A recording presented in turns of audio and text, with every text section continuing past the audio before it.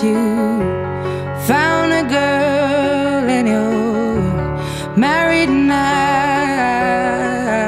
I heard that your dreams came true.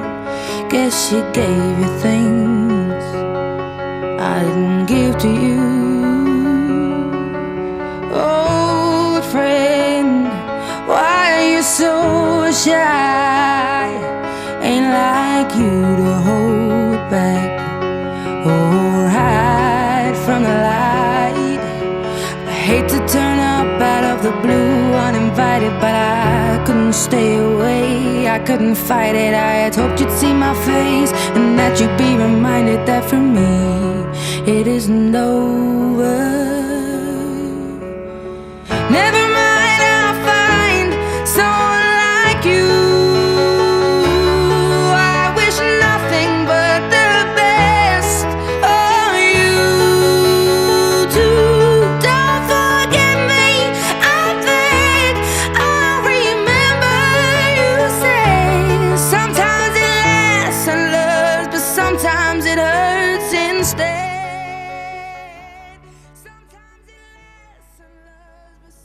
Aquí estamos, como lo dice la placa, Silvina Gross, la licenciada de Psicología, nos acompaña. Le damos la bienvenida hoy para hablar del Día de la Madre. Feliz día, le voy a decir primero. Bueno, gracias, Ezequiel.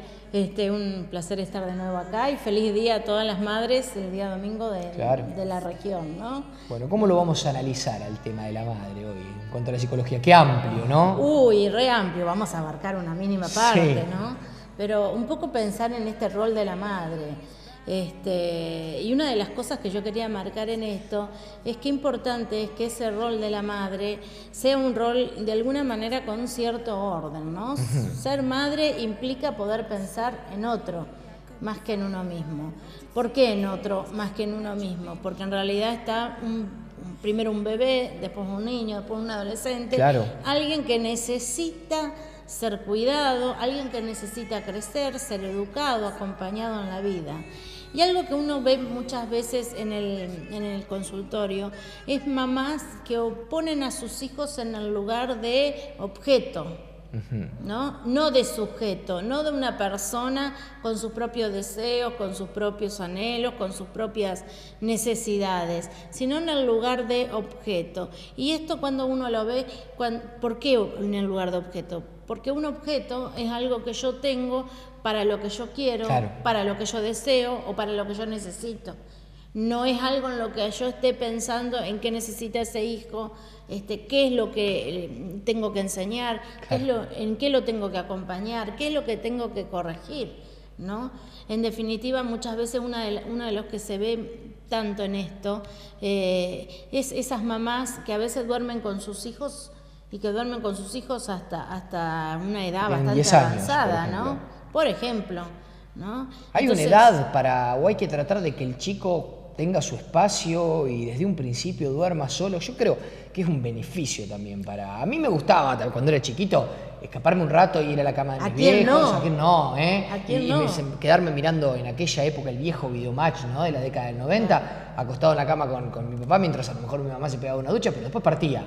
Quizás ya medio entredormido me llevaban, esto lo recuerdo, a mi cama y yo dormía en mi cama. Mis primeros sueños, así como los primeros cabezazos, eran con mi viejo mirando algo y después partía para mi cama. Y no tenía este vicio de todos los días dormir, aunque siempre algún miedito, alguna cosa nos hacía escaparnos. Pero eso creo que es una condición natural de siempre de los chicos y también de los padres. Eso está bien, me parece. Exacto, creo que, a ver, ¿a quién no le gusta dormir en la cama de papá y mamá?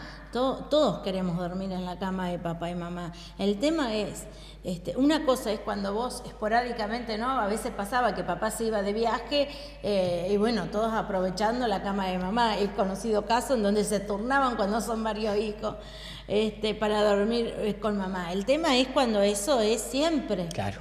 ¿No? Cuando eso se da todas las noches, todos los días, cuando muchas veces hay padres que son desalojados de la cama matrimonial, terminan durmiendo en la cama del hijo, o madres que pasan toda la noche durmiendo en la cama del hijo, en el dormitorio del hijo, ¿no? Esto realmente no es saludable. ¿Por qué no es saludable?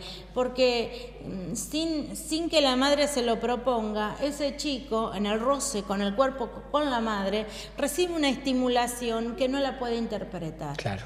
Recibe una estimulación que no la puede canalizar, que no la entiende, pero la estimulación está, o sea, en ese vínculo. Y por el otro lado, es necesario que ese niño pueda, como vos decís, todos tenemos miedo.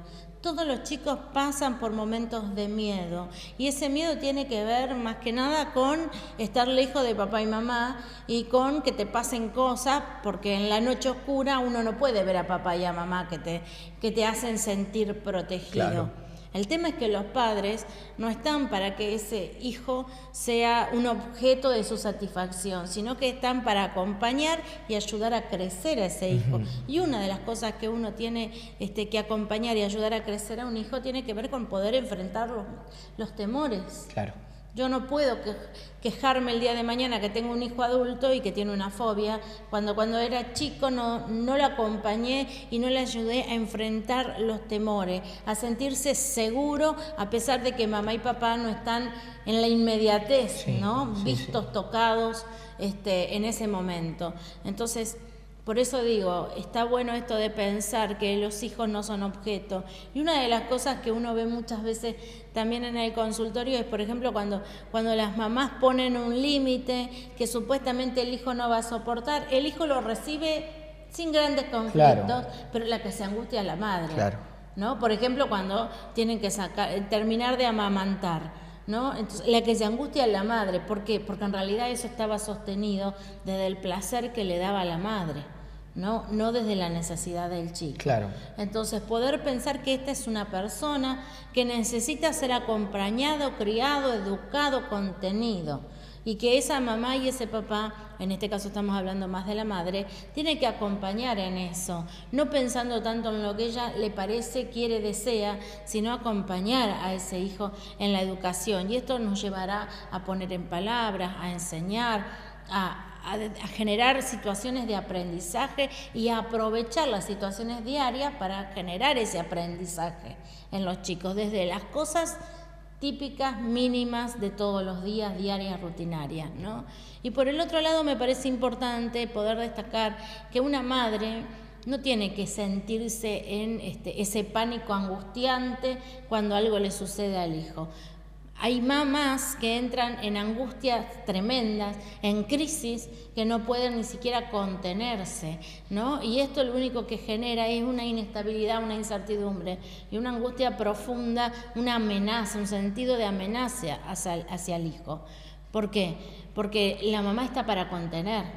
O sea, no digo no sentirse angustiada cuando tu hijo tiene un accidente o no sentirse angustiada, no sentirse con miedos. Claro. El tema es que eso tiene que ser controlado, dominado, canalizado en los lugares correctos, no entrar en pánico, Claro. en crisis, que de repente el hijo tiene que contener a la madre. Sí, ¿no? que suele pasar también, hay veces en muchos casos. suele pasar. Bueno, teniendo en cuenta esto que vos decías, lo del objeto, yo también lo asociaba al tema de trasladar o de pretender que ese hijo sea a imagen y semejanza de lo que uno ha creado. Claro, que También. cubra tus expectativas, Claro. los deseos que vos no pudiste llevar a cabo, la profesión que vos te hubiera gustado seguir, ¿no? La ropa que a vos te gusta, ¿no?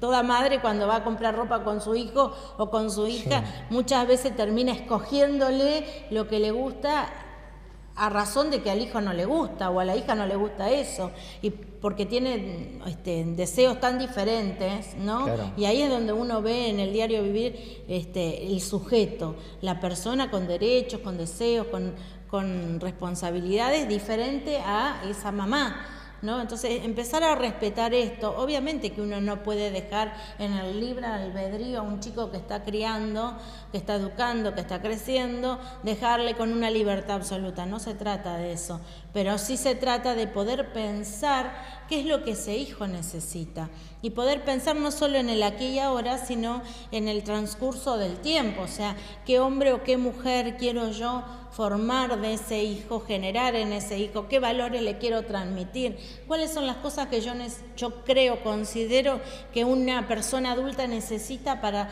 desarrollarse lo más plenamente en la vida. Y esto tiene que ver, digamos, con no estar todo el tiempo generando o proyectando los deseos propios en esa persona, porque esa persona es una persona diferente. Claro. ¿No? Entonces, eso me parece importante, el hecho de poder contenerse para contener. Por eso es tan importante que una madre sea madura emocionalmente. Claro. Por eso es tan importante repensar lo que es el embarazo adolescente, ¿no? Y todas estas cuestiones. ¿Por qué? Porque para ser mamá se necesita una madurez emocional. Y tenemos que pensar en todas estas cosas buenas. La maternidad es algo que cuando viene en tiempo y forma, cuando viene en el momento oportuno o no, pero cuando viene frente a una mamá que es madura, da muchas satisfacciones, ¿no? Pero también te lleva a negarte muchas veces a tus propios deseos, a lo que a vos te parece, para pensar en el bien de esa otra persona que depende de uno. Bueno, la última pregunta que te hago tiene que ver con algo que me explicaste alguna vez, hablando, no justamente por el Día de la Madre, pero sí hablando de las madres, y citabas el caso de que son a lo mejor madres muy buenas en la infancia, pero en la adolescencia o en la adultez no lo son, no lo consiguen, porque se quedan con esa imagen de ese chico y todavía pretenden a lo mejor seguir llevando los mismos hábitos que llevaban cuando el nene era muy, muy chiquito o joven todavía, y bueno, ya pasa el tiempo y bueno, cambian las cosas. Exacto. No se adaptan por ahí las madres a esto. No, hay muchas madres que no pueden aceptar el crecimiento de los hijos y que intentan ser mamás como lo eran cuando eran más chicos, ¿no? Ponete la campera, acordate de ¿Cómo le pasa a esto, Soldán con la madre? Llamame para avisarme a qué hora llegás, qué sé yo. Y el hijo tiene 30 años, ¿no? Claro.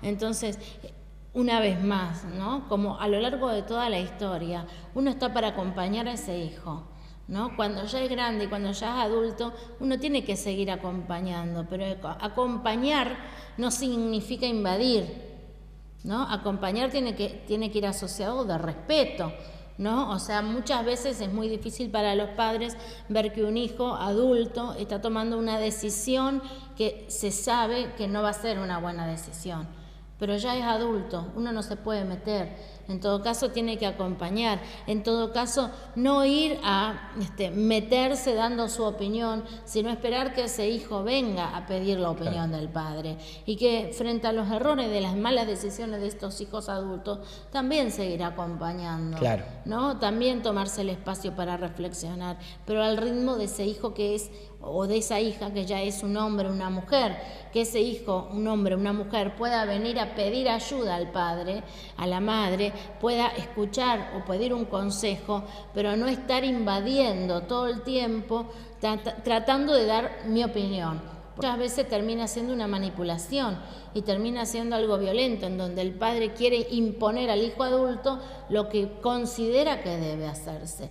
Y lo cierto es que también cada generación tiene un desafío. No es lo mismo los 30 años de nuestros padres a los 30 años nuestros, como no va a ser lo mismo los 30 años de nuestros hijos. Sí, por supuesto. Son diferentes desafíos, ¿no? Sí, ni hablar. Silvi, muchas gracias como siempre. Gracias a vos, Ezequiel. Nos vamos a meter en una pausa y tras ella el último título del día de hoy. Aquí nos ha acompañado Silvina Gross, licenciada en Psicología, hablando hoy de las madres. Tan de ya venimos. That you